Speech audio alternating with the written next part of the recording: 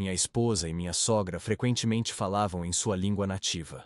Então, eu as gravei, traduzi e descobri uma verdade chocante que mudou tudo. Casei-me com minha esposa há 2 meses. Somos de culturas e etnias diferentes. Na cultura dela, é normal morar com os pais. Nós havíamos discutido a possibilidade de morar com os pais dela após o casamento. Mas eu não me sentia muito confortável com a ideia. Eu nasci e fui criado nos Estados Unidos. Meus pais se mudaram para cá aos 20 anos para realizar seus sonhos. Quando eu tinha 19 anos, me mudei, e eles apoiaram minha decisão. Então, eu disse a ela que não gostava da ideia de morar com os sogros. Ela me disse que isso era uma parte importante da cultura dela. Eu disse que respeitava nossas diferenças culturais, mas que não abriria mão disso. Eu queria que tivéssemos privacidade, e eu havia visitado o apartamento dela. Não caberíamos todos lá. Nesse ponto, eu achava que os pais dela moravam com ela. Ela também havia dado a entender isso. Ela me disse que havia crescido aqui. Eventualmente, chegamos a um acordo, e ela me pediu para experimentar por alguns meses. Se eu não me sentisse confortável, poderíamos nos mudar. Então, eu concordei. Tivemos uma cerimônia pequena quando nos casamos, mas foi linda. Eu me mudei para o apartamento dela, e a família dela era extremamente gentil. Eu não sentia que havia algo errado. A mãe dela e ela frequentemente conversavam em sua língua nativa, e eu ficava curioso. Eu pedi que ela me ensinasse, mas ela se recusava e dizia que não era necessário. Eu disse que queria fazer parte das conversas delas também, mas ela ainda assim não me ensinava. O tempo passou, e eu fiz algumas aulas online, mas ainda estava aprendendo. Eu só entendia algumas frases e palavras. Minha esposa e eu trabalhávamos. Já fazia 1 mês e meio de casamento, e minha sogra continuava dizendo ela para resolver isso. Essa era a única frase que eu entendia. Quando eu olhava para ela, ela apenas sorria de forma constrangida. Eu sentia que algo não estava certo. Eu perguntava a ela, mas ela sempre me despistava, dizendo que me contaria depois. Conforme os dias passavam, minha sogra ficava mais ansiosa com isso. Eu tentei perguntar a ela, mas ela também não me dava uma resposta. Eu estava cansado daquilo. Nós nem havíamos feito nossa lua de mel ainda. Eu queria ir para o exterior, mas ela se recusava claramente, dizendo que estava ocupada com o trabalho ou inventando alguma desculpa semelhante. Um dia, eu estava conversando com uma colega de trabalho. Ela era do mesmo país que minha esposa, mas eu nunca a tinha ouvido falar sua língua nativa. Eu perguntei aleatoriamente se ela falava aquela língua, e ela disse que sim. Eu pedi que ela me ajudasse a traduzir algumas frases, e ela disse que, claro. Eu sabia que não era certo, mas eu iria gravá-las. Eu já morava com elas há quase 2 meses, e não gostava de ser sempre excluído das conversas. Eu sabia que havia algo acontecendo e iria descobrir o quê. Eu não conseguia acreditar no que estava ouvindo. Minha colega de trabalho, com os fones de ouvido grudados no laptop, traduzia as gravações que eu havia feito secretamente das conversas entre minha esposa e minha sogra. A cada palavra, meu coração afundava mais fundo no peito. Não eram apenas conversas casuais sobre o dia a dia ou planos para o futuro. Era algo muito mais sombrio, algo que eu nunca poderia ter imaginado. Minha esposa e minha sogra estavam planejando me usar.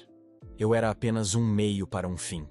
Aparentemente, minha sogra estava endividada até o pescoço, e minha esposa, que havia crescido aqui, mas mantido fortes laços com sua cultura, havia sido pressionada a encontrar uma solução.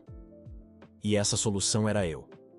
Elas precisavam de alguém que pudesse sustentá-las financeiramente, alguém que pudesse pagar as dívidas da família e garantir que elas tivessem uma vida confortável. Eu era o alvo perfeito, um americano ingênuo, apaixonado e disposto a fazer qualquer coisa pela mulher que amava. Mas não era só isso. Havia mais, muito mais. Minha sogra estava doente, algo que eu nunca soube. Ela precisava de um tratamento caro, e minha esposa havia concordado em se casar comigo para garantir que eu pagasse por tudo. Elas riam nas gravações, zombando da minha ingenuidade. Minha esposa dizia coisas como: "Ele é tão fácil de manipular. Ele acredita em tudo que eu digo." E minha sogra respondia: "Você fez bem em escolhê-lo. Ele é fraco, mas tem dinheiro." Eu me senti traído de uma maneira que nunca pensei ser possível.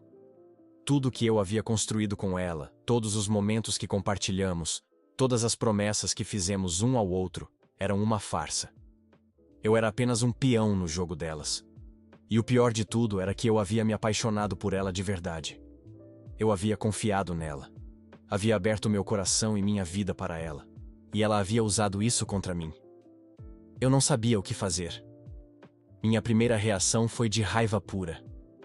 Eu queria confrontá-la imediatamente, expor sua mentira e deixar claro que eu não era o idiota que ela pensava que eu era. Mas algo dentro de mim me fez parar. Eu precisava pensar com calma. Eu precisava planejar minha próxima jogada. Se elas estavam jogando um jogo comigo, então eu jogaria de volta. E eu jogaria para ganhar. Nos dias seguintes, eu fingi que nada havia acontecido. Continuei agindo como se estivesse feliz e despreocupado. Eu até comecei a mostrar mais interesse em aprender a língua delas, apenas para mantê-las desprevenidas. Minha esposa parecia surpresa, mas feliz com minha nova atitude. Ela não tinha ideia de que eu sabia a verdade. Enquanto isso, eu comecei a planejar minha vingança. Primeiro, eu precisava garantir minha segurança financeira. Eu havia colocado uma quantia significativa de dinheiro em uma conta conjunta com minha esposa. Mas agora eu sabia que não podia confiar nela. Eu lentamente comecei a transferir o dinheiro de volta para minha conta pessoal, inventando desculpas sobre investimentos e despesas inesperadas. Ela não suspeitou de nada. Em seguida, comecei a coletar evidências. Eu gravei mais conversas, tirei fotos de documentos e até segui minha esposa em alguns de seus passeios. Descobri que ela estava em contato com um advogado, provavelmente planejando como me deixar na pior situação possível caso eu descobrisse a verdade. Eu também descobri que ela tinha uma conta bancária secreta, onde estava guardando o dinheiro que eu havia dado a ela para despesas domésticas. Com o tempo, eu tinha tudo o que precisava. Agora era a hora de agir. Uma noite, depois do jantar, eu me sentei com ela na sala. Eu estava calmo, mas determinado. Ela parecia relaxada, sem ideia do que estava prestes a acontecer. Precisamos conversar, eu disse, olhando diretamente nos olhos dela. Ela franziu a testa, mas concordou. Claro, o que há de errado? Eu peguei meu telefone e comecei a tocar as gravações. A expressão dela mudou imediatamente. Ela ficou pálida e eu pude ver o medo nos olhos dela. O que é isso? Ela perguntou, tentando manter a calma. Isso é você e sua mãe planejando me usar, eu respondi, minha voz firme. Eu sei de tudo. Eu sei sobre as dívidas, sobre a doença da sua mãe, sobre o fato de que você só se casou comigo pelo dinheiro. Ela tentou negar, mas eu continuei. Não adianta mentir. Eu tenho provas de tudo. Gravações, documentos, fotos. Eu sei que você tem uma conta bancária secreta. Eu sei que você estava planejando me deixar na pior situação possível. Ela começou a chorar. Mas eu não me deixei abalar. Você me traiu de uma maneira que eu nunca pensei ser possível. Você usou meu amor e minha confiança contra mim. E agora você vai pagar por isso. Eu expliquei que já havia consultado um advogado e que estava preparado para levar o caso à justiça. Eu tinha todas as provas que precisava para garantir que ela e sua mãe não recebessem um centavo de mim. Além disso, eu estava preparado para expor a farsa delas para todos os conhecidos e amigos. Ela implorou por perdão, dizendo que estava desesperada e que não tinha outra escolha. Mas eu não estava mais disposto a ouvir desculpas. Eu havia sido enganado, traído e humilhado. E agora era minha vez de tomar o controle. Eu olhava para ela, sentada à minha frente, enquanto soluçava, tentando me convencer de que tudo era um grande mal-entendido. Mas eu não sentia mais nada além de desprezo. Cada lágrima dela parecia ensaiada. Cada palavra era vazia. Eu queria que ela soubesse o quanto havia perdido e que não teria mais nenhum poder sobre mim. Você me traiu, eu disse, com a voz firme. E eu nunca vou esquecer isso, mas agora é a minha vez.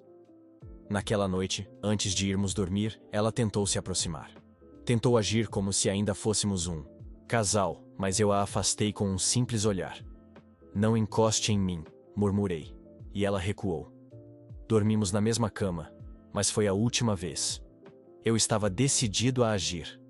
No dia seguinte, sem dizer nada, Liguei para meu advogado e expliquei a situação. Ele ficou chocado com o nível de manipulação e me orientou sobre como proceder.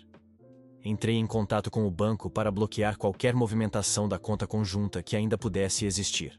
Eu não deixaria um centavo sequer escapar para as mãos dela ou da mãe. Também transferi todos os bens que estavam em meu nome para um fundo protegido. Era o primeiro passo para garantir que eu saísse dessa situação sem perder nada. Enquanto isso, eu continuei fingindo. Durante dias, agi normalmente, até com um toque de carinho falso para mantê-la desarmada.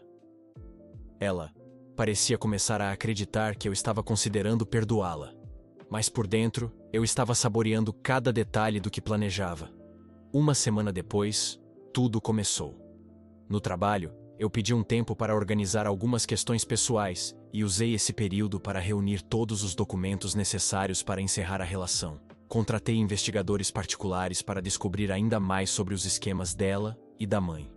Eu queria ter certeza de que nada seria deixado ao acaso. E então, chegou o dia. Eu cheguei em casa mais cedo, com todos os papéis em mãos. Ela estava sentada no sofá, mexendo no celular. Quando me viu, sorriu, como se nada tivesse acontecido.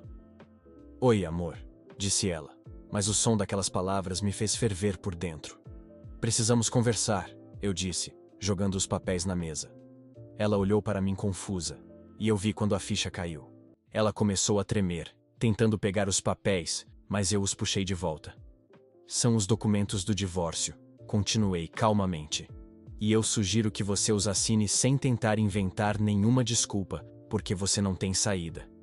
Ela começou a implorar, lágrimas falsas escorrendo. "Por favor, me escuta. Eu te amo. Eu só fiz isso porque estava desesperada. Minha mãe precisava de ajuda." "Cala a boca", interrompi, frio. "Não tem amor aqui. Você nunca me amou. Você me usou. E agora você vai pagar por isso." Ela tentou argumentar, mas eu coloquei meu telefone sobre a mesa e apertei play. As gravações começaram a tocar, cada palavra revelando o plano que ela e a mãe haviam arquitetado. Eu vi o pânico tomar conta dela, enquanto ouvia a própria voz dizendo quanto eu era fácil de manipular e fraco. "Você sabia o que estava fazendo", continuei, "e sabia que, se descobrisse, tudo iria desmoronar. Bem, aqui estamos."